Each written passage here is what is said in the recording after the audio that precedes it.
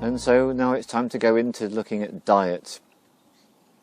And this is such a huge subject, and this is where people usually begin when they think about their health. They go straight to diet, and I hope I've shown you that all those other points are actually more important. So bearing in mind the greater importance of all those factors, nonetheless diet is still incredibly important in terms of health, and it's amazing what a difference it makes. And so let's keep it as simple as possible, and bearing in mind that one of the subtexts of this film is to come up with ways to increase our health for little money, then let me help to keep it simple. Fresh as much as possible. Where you can afford it and where it's available, organic is good as well. And then the other one that's helpful is to buy in season. So fresh, organic and in season, that's really going to help enormously when it comes to food. And that really is the bottom line when it comes to food. So because of my natural inclinations towards plant spirit shamanism, I'm very much interested in all forms of eating with plants. If your body is more designed to eat animals, that's totally your choice and totally fine.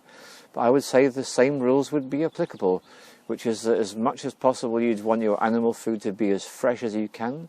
You want it to be local. Perhaps that's the other word I missed out from the plants as well. Fresh, local, organic if possible, in season if possible. These are all things that's going to help you enormously in terms of your overall quality of your food intake. So that's a broad brushstroke of it all. Now, what I've become aware of recently, listening to people in conversations in different places I travel to, is that there's a whole generation of people who didn't get the upbringing which I had. I got such a useful upbringing as a child from my mother, because she was one of these mothers that did everything the traditional old-fashioned way, so I got to learn so many different ways of preparing food. And then when I travelled and then I learned to become a health counsellor, these are ways that enable me to broaden my understanding about food preparation too. So what we're going to do, having given you the basics, fresh, local, preferably organic and in season, I'm going to actually take you through some food preparations of some simple and some not quite so simple dishes of foods which are really good for promoting health and vitality. So that really marks the end of this particular location, and we'll be now going inside to film the rest. Thank you very much. So this is where the shamanic cookery begins. It begins in the selection of the plants that you're going to be cooking with. And it might seem like a strange way to operate, but it's such a beneficial thing when you're shamanic cookery to get all the plants that you are considering putting into the meal and lay them all out on the work surface like this. And then what you can do is you can do something that most chefs and cooks don't do, which is you actually pause and take a moment and just look at what you've got. And by tuning in, because what I want you to be aware of is the difference between this form of cookery and all other forms of cookery. This is the only form of cookery I know of where we overtly declare this has a spirit, this is a plant spirit. So we're familiar with the ideas that plant spirit medicine is spirit, with the idea of tobacco as a spirit. We've got the idea of going out into nature and looking at trees, that they've got spirits, and hey, it applies to these too. So whether it's a carrot or a courgette or a tomato, these have spirits too. And the idea is just by quietening the mind and giving yourself a moment, when it comes to the actual selection process, you can just get the feeling, well, I'm going to start with an onion, right, and do I fancy some garlic in this? No, I'm going to leave it this time. I use the asafoetida instead, and I'm very glad I got the fresh turmeric. I'm going to put some of that in. And how spicy do I want it? Yeah, I'm going to have some chilli. Do I want the green or which one am I? I'm going to go for the green this time. And I think I'll leave the beetroot out of this dish because it's all going to turn purple. Don't fancy it this time. And most people don't ever cook with radishes, but I cook some wonderful dishes with radishes, so they actually are going to go in. Tomatoes are wonderful when you've got a load of spices in your pan, and you've got some onions and you've got some oil and it's all heating up and it's starting to get a bit dry. You get a tomato, cut it up finely, put it in there, and it starts to make everything meld and blend. So this is the way that we operate in our shamanic cookery practice. Is we get the plants out there and we allow them to literally call to us. Yeah, that onion says, I'm going to put the onion in, definitely. So this is the advantage of this approach, is it just gives you the time to be able to take a step back, pause, tune in and see which plants would like to join you for this particular meal, because effectively what you've got going on a party in your body. When you consume a meal, all these plant spirits are actually entering into your body, and people are more aware of this if they eat a meal with spices, because most people are aware when you eat a meal with spices and you actually taste the food and the food goes into the body, you can feel that the body is being affected. And that's because that's actually what's going on. These spirits are actually entering into your body, and what they get to do, it's quite a funny thing. I was taught this on a course a long time ago. This tomato, if I select it and it goes in the meal, it's actually reincarnating. It's a strange concept, but the smell tells me it wants to go in, by the way.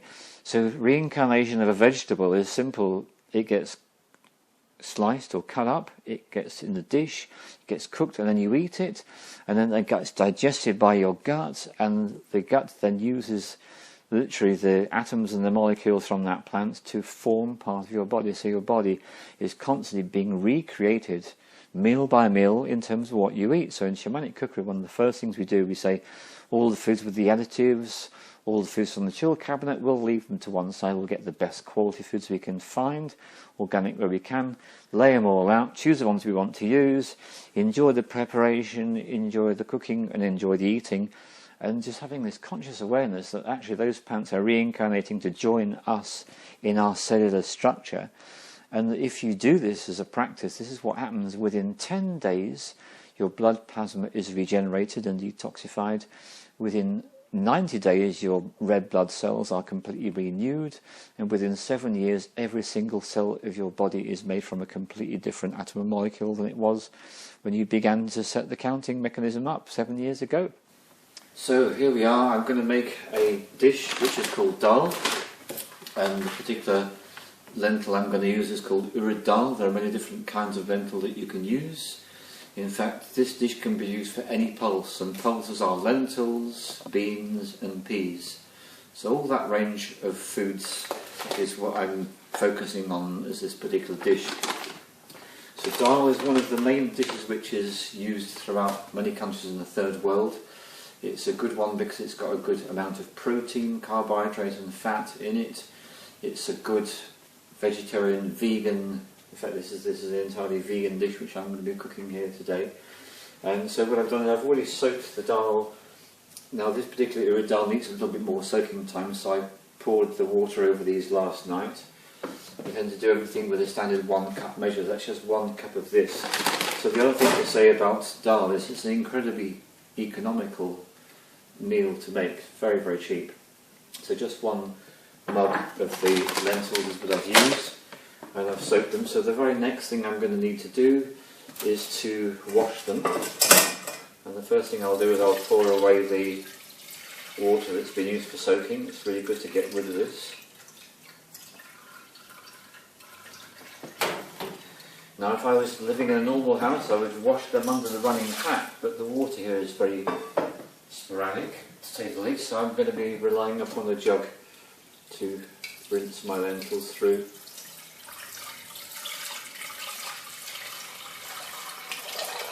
And when the water comes out clear, that means they're about there, so the pot is washed. So I'm just going to wash the remaining lentils. So I've given the lentils a good wash. Get them all into the pan I'm going to use for boiling them. And I had 1 mug of lentils, so I'm going to have 2.5 of water.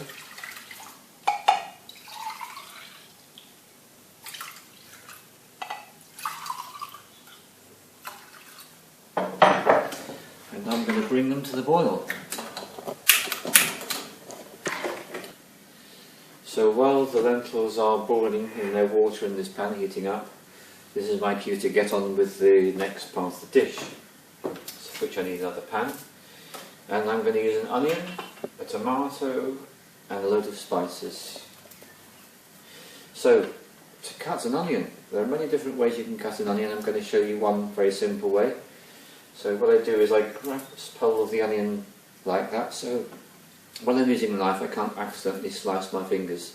I want to avoid that, so that's one way of doing it. So holding the onion I cut off the top and the bottom.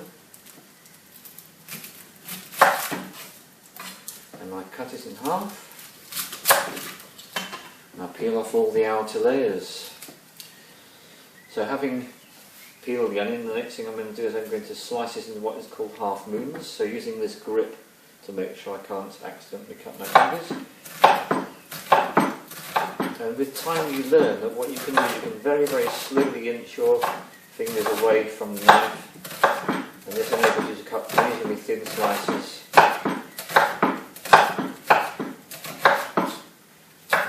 When it gets a bit too difficult to carry on, you just flip it over and continue.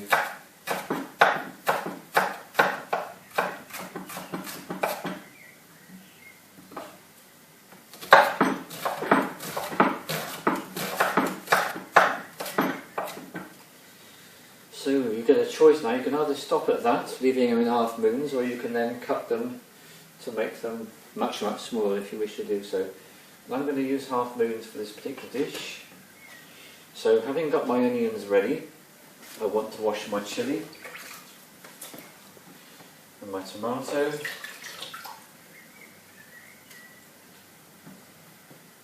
Which means I'm ready with the vegetable side of things, and it's time to start with the spices and the oil.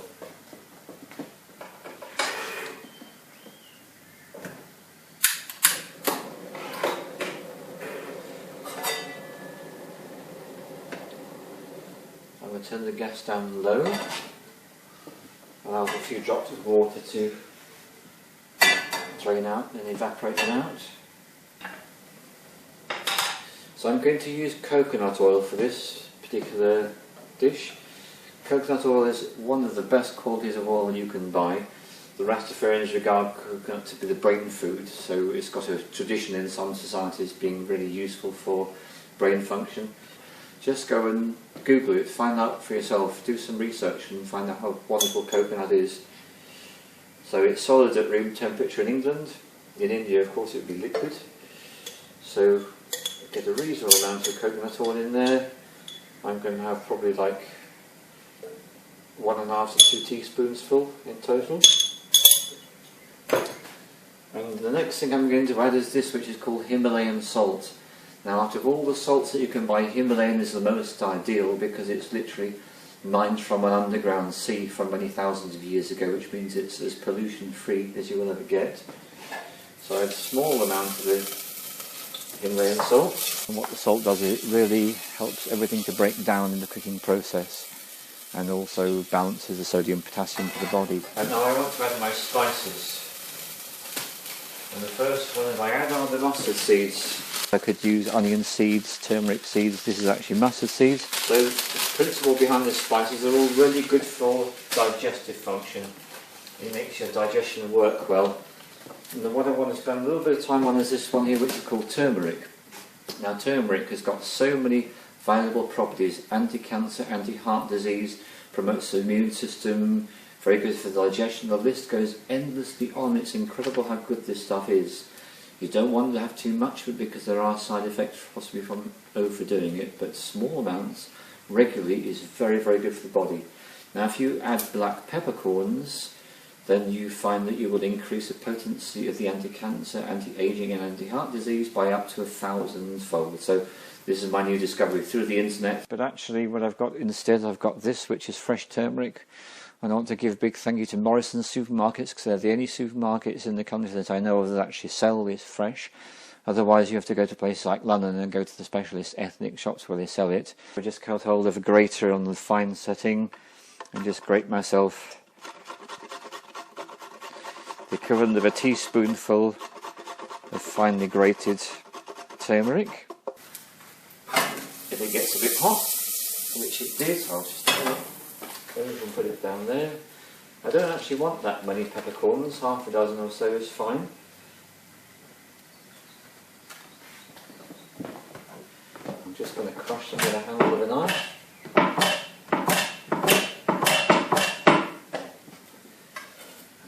Scoop them in. Back on the heat. Now I'll add all the other spice favourites of mine, which is, I'll add some coriander, between 1/2 and 1 teaspoonful, fenugreek powder, It's an excellent salt substitute if you're cooking for plants like medicine. I'll add cumin, same amount again. About half a teaspoon of each. Now you can see that the lentils are boiling, so I better turn them right down. Now if you get a scum falling on top of the lentils, what you want to do is to get a spoon and just scrape it off, because there's just a little bit of the impurities you want to get out that you didn't manage to catch from the washing process. When you wash under a tap, you'll find you'll have less scum because you'll be able to do more efficient wash than I was able to do with the jug.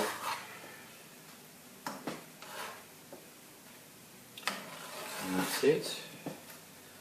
I've got the scum off. I can continue with my spices. So I've got all the spices in there now, and I want to leave it on just long enough for the mustard seeds to start to pop. As soon as I can hear the first signs of popping, I'm going to add the onion. Now usually when I make this dish, I make use of chilli flakes, which are incredibly practical, very easy to get hold of, very cheap.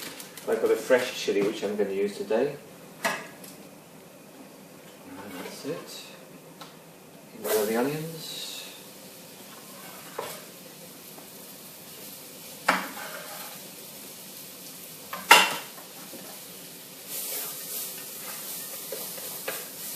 So you want to give them a good stir, and instantly you will see how they become coloured by the spices.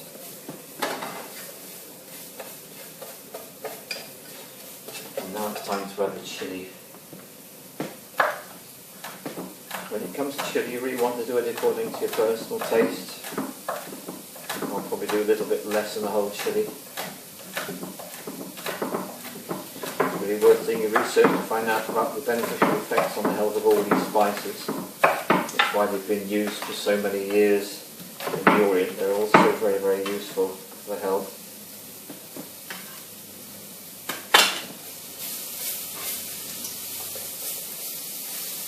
Now I need to turn the heat right down.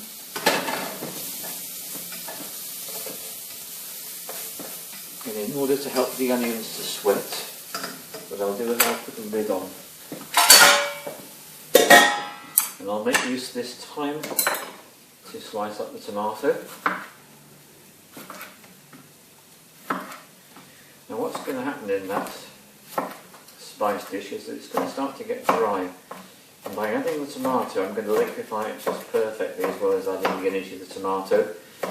And there are two particular vegetables that are beloved of me, and that's the spinach and the tomato. One of them is anti-aging, the other is anti-wrinkle, so hey, it's all good. Now we're going to add the tomato.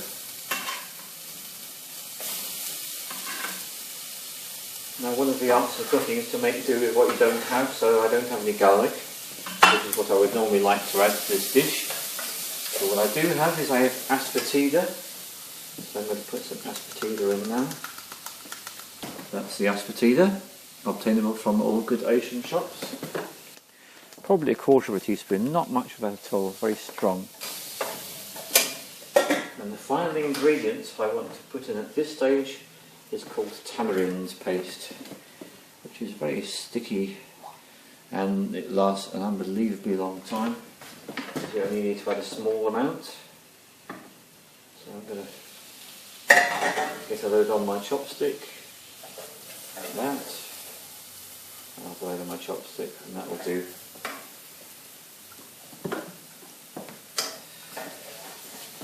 So what's happening now is that the salt, the oil, the onions, the tomatoes and all the spices are blending in together. And I can leave them to do this for about 10 minutes. So we've got the onions which are sweating away beautifully. That's what they look like when they've been on the stove for 5 or 6 minutes. So I just give those an occasional stir and leave them to carry on. Dal's continuing to boil, so in the meantime I've washed some spinach, so that's ready for, that's going to be one of the last two things that goes in. This is creamed coconut, which tends to give the dal a delicious flavour, so I'm going to add some of this and I'll show you how to work with it. And And then the other thing, I'll show you a good brand. This is a coconut milk. Now when it comes to coconut milk, there are lots of them available which contain chemical additives, but there are a few, and this is one brand. Another brand is called Hera. They're both additive free, just what you want. So I'll use some of that too. That's some I've already got prepared. So what you do is it comes in a solid block. Peel off the packaging.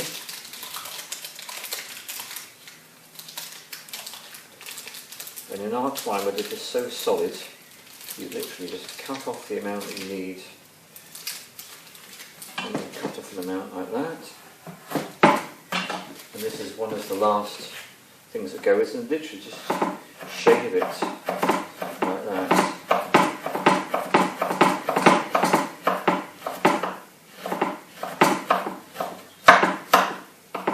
So when the dal and the spicy mixture are ready, what will happen is any excess water will be drained out from the dal, and then we'll add the spicy mixture to the dal and the coconut cream, coconut milk and spinach, and they'll be there. So we're not far off now.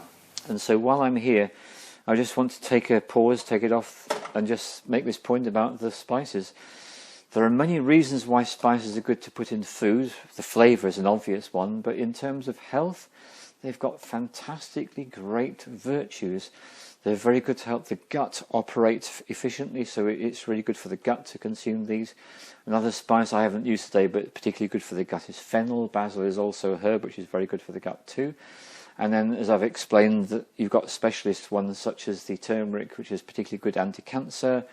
And pretty much every Indian spice you come up with has got some particularly virtuous property in terms of its use for the body. So this is one of the reasons why one of the cornerstones of shamanic cookery is to make sure that you do have some spices in the food. And as I've probably mentioned before, you don't have to use this particular combination. What you best want to do is to get a variety of spices that you like and then experiment with different combinations. So, the dish is finally ready. As Dan has quite rightly prompted me, you can hear the dish cooking and you can see the dish cooking and finally you can get the taste.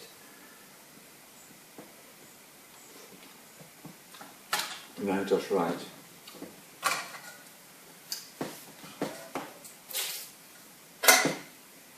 Now, if I'd used red lentils, I could guarantee that pretty much all the water had been boiled up, but there's a little bit of extra in here, so I'll just drain the extra off.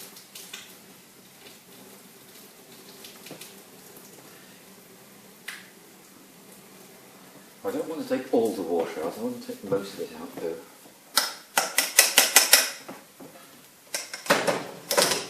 So this one has been ready for a little while, so I'll just give it a quick heat up.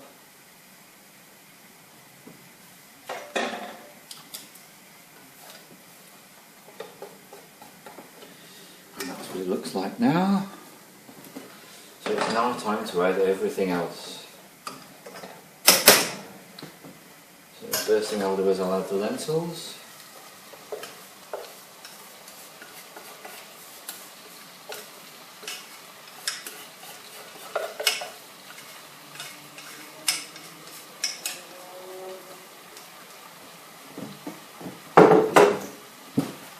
Stir them in.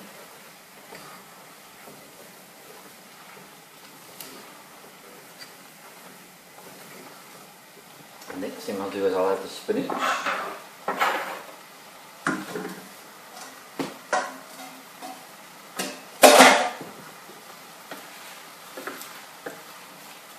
I'll just give it a quick slice through.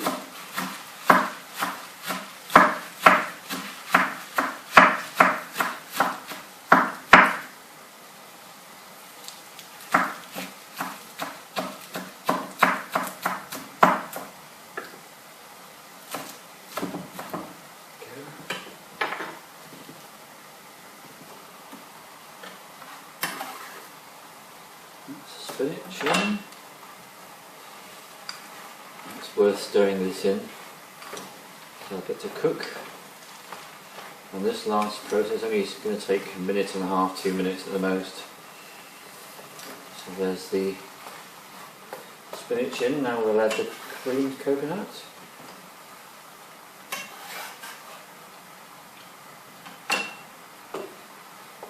Stir that in.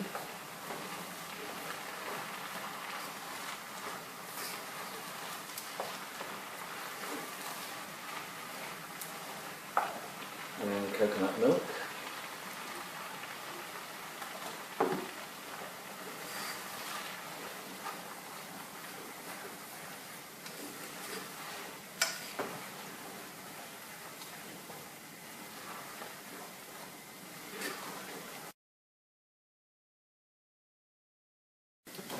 So there we are, that's the mixture.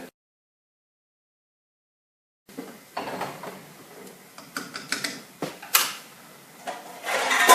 the lid on, turn it off, and for the best taste it's always a good idea just to leave the dish to stand for a couple of minutes to rest. And that is the dal.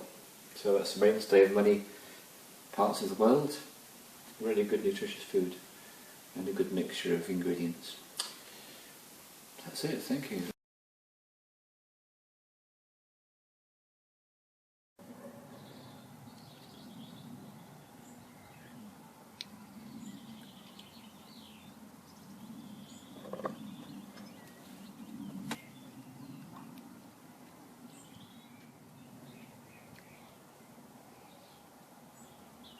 So thank you for watching this film so far on shamanic cookery, and I'm very pleased to say that I'll be offering shamanic cookery classes from my home in Lancashire in the United Kingdom.